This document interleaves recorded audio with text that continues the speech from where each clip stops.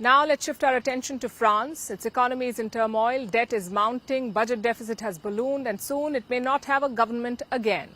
Brothers and sisters of the African continent and friends from around the world, welcome back once again to Voice of Africa.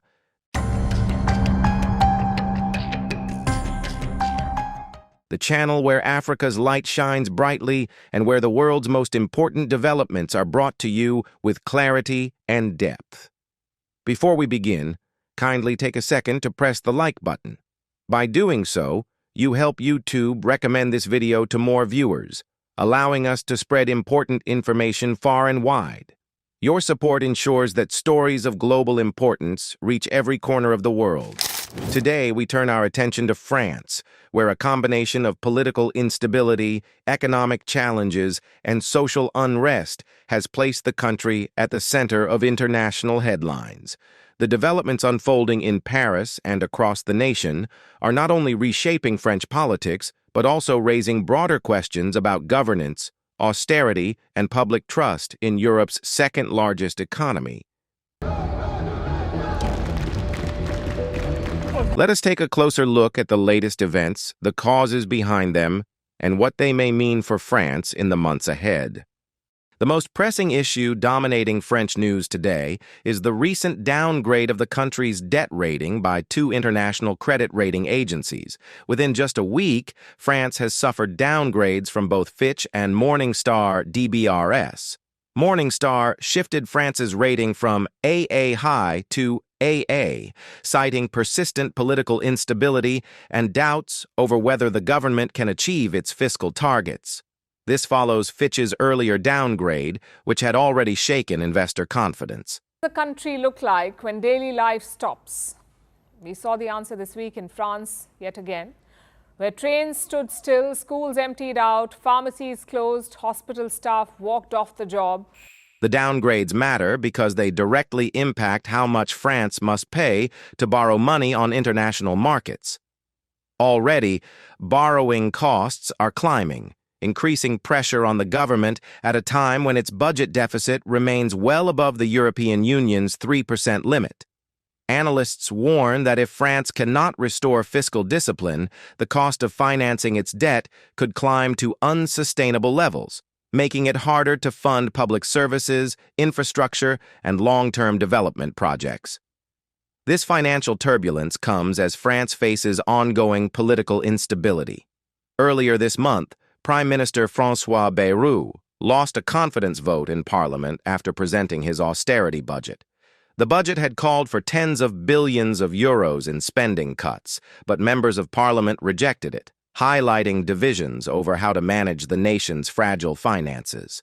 With Bayrou's government toppled, President Emmanuel Macron appointed Sébastien Lecornu as the new prime minister, tasking him with the formidable challenge of forming a stable government and finding a path forward in the midst of economic uncertainty.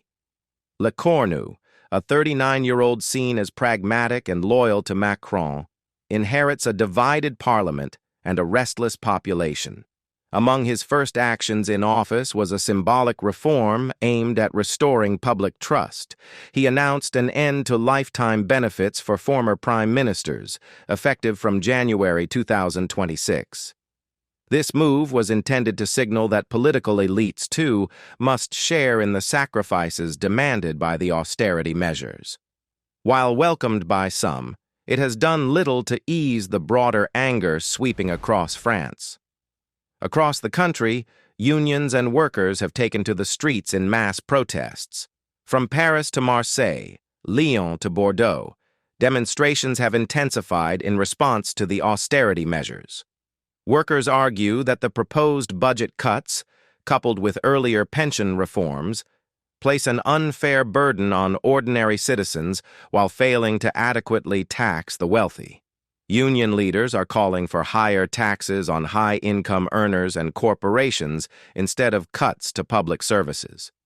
These protests echo the widespread frustration felt by many French citizens who see their living standards stagnating while costs of living rise. Hospitals have faced funding shortfalls, public transportation workers complain of insufficient resources, and teachers warn of overcrowded classrooms.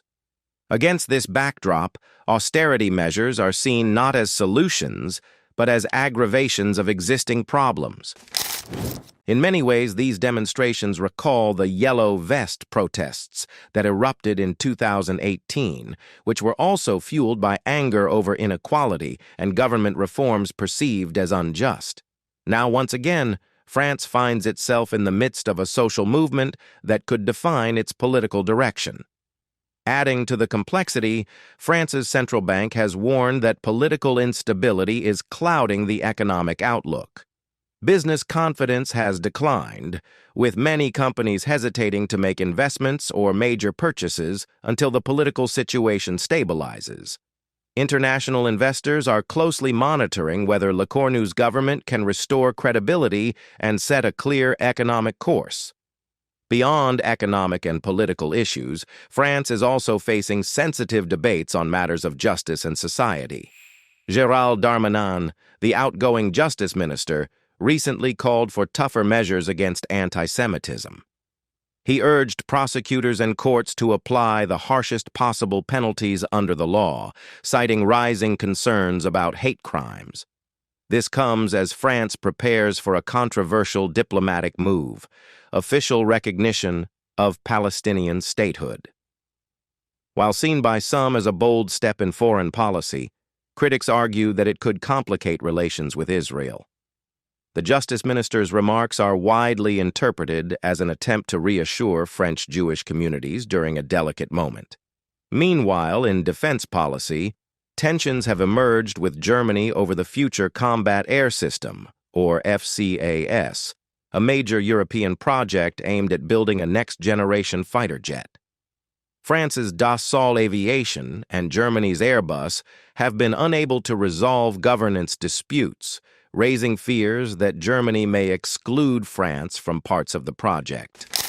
Such a move would represent a serious setback to Franco-German cooperation, long considered the backbone of Europe's defense strategy. The disagreement highlights broader questions about Europe's ability to maintain unity in defense and technology in an increasingly competitive global environment. Taken together, these developments paint a picture of a nation at a crossroads. On one hand, France continues to be a key player in European politics, with global influence that extends far beyond its borders. On the other hand, internal divisions, economic fragility, and political uncertainty are testing the country's resilience. For President Macron, whose second term has been marked by repeated crises, the stakes could not be higher. His ability to guide France through this turbulent period will shape not only his legacy but also the future trajectory of the French Republic. As the world watches closely, one thing is clear: France is experiencing a moment of reckoning. The combination of downgraded debt, rising borrowing costs, social unrest, and political instability creates a volatile environment that requires careful leadership and bold decision-making. Whether Prime Minister Lecornu can provide that leadership remains to be seen. His challenge will be to balance the demands of fiscal responsibility with the expectations of a population increasingly unwilling to bear the weight of austerity. Brothers and sisters, these are not just headlines about France. They are lessons for the world on how fragile economies can become when public trust erodes and when governments fail to find consensus in times of difficulty. We will continue to follow these developments closely here on Voice of Africa.